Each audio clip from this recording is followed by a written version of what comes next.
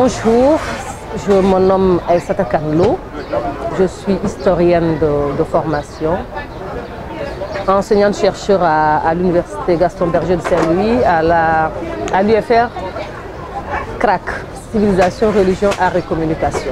Je suis l'auteur de l'ouvrage De la Signare à la Diriyanké sénégalaise, paru chez l'Harmattan, et qui a comme sous-titre Trajectoire féminine et vision partagée. Pourquoi j'ai écrit ce livre? Je l'ai publié.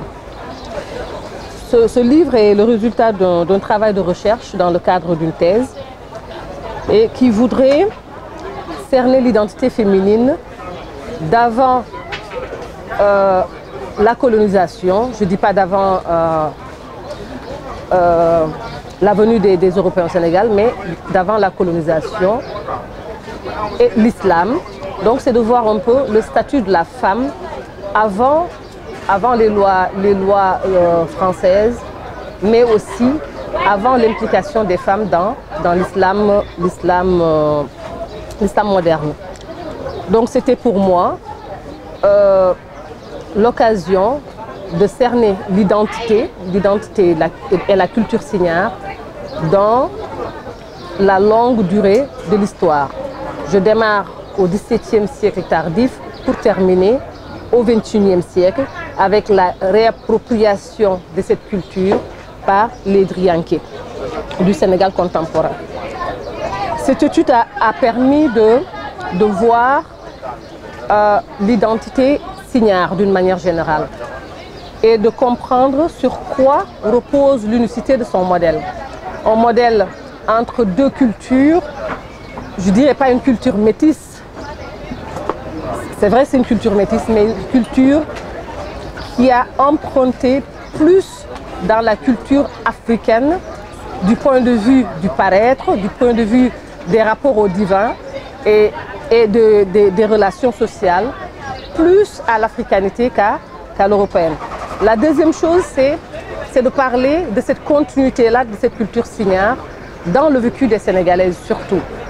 De ces femmes entrepreneurs du XXe siècle, avant peut-être avec la revue de la littérature qu'on a faite, on a pu comprendre que les femmes qui s'en ont appropriées par la suite, ce qu'on appelait maintenant les Diriyanké, ont quand même eu un temps d'évolution par rapport aux différentes époques ou périodes qui se sont succédées dans l'histoire.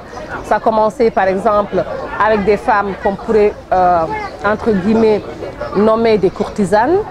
Ensuite, par la suite, c'est des femmes entrepreneurs à l'image des femmes signares qui ont su négocier des rencontres qui leur ont permis dans l'histoire d'accumuler des biens immobiliers et des biens mobiliers et de s'insérer dans la société des affaires de l'époque jusqu'à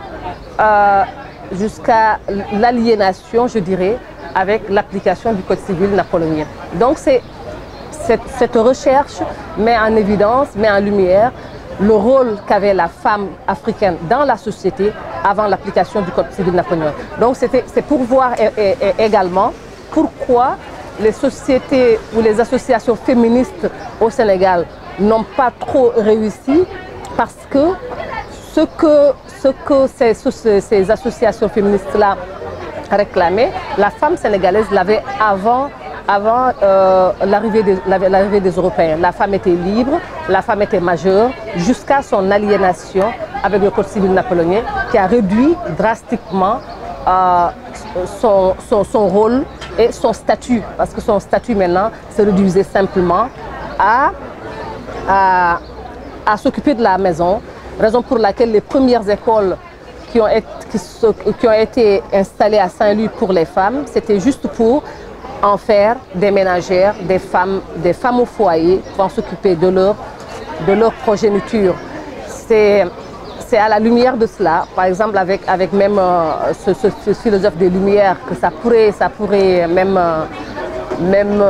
un peu surprendre, qui a écrit de l'éducation, Émile ou de l'éducation, où il parlait du personnage d'Émile comme étant quelqu'un qui devait servir l'État, gérer l'État, et le personnage de Sophie qui devait servir Émile. Donc il devait entretenir Émile, aider Émile, peut-être épauler Émile à gérer l'État, mais qui n'avait pas le droit de gérer l'État.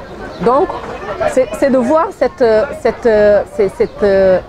évolution-là dans les mentalités d'une femme entrepreneur libre qui pouvait s'occuper de ses affaires librement, sans le consentement du mari, jusqu'à cette femme-là aliénée, réduite en statut de mineur, où il fallait l'autorisation du mari ou bien du fils aîné de la famille.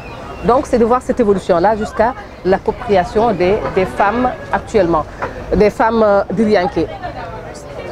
J'ai mis en évidence également dans cet ouvrage l'apport, l'impact de cette culture-là entreprenante de ces signares dans le vécu des Sénégalais aujourd'hui, spécialement des diriyanké, qui ne réclament pas forcément l'héritage signare, parce que j'ai comparé les deux personnages, la diriyanké et la signare.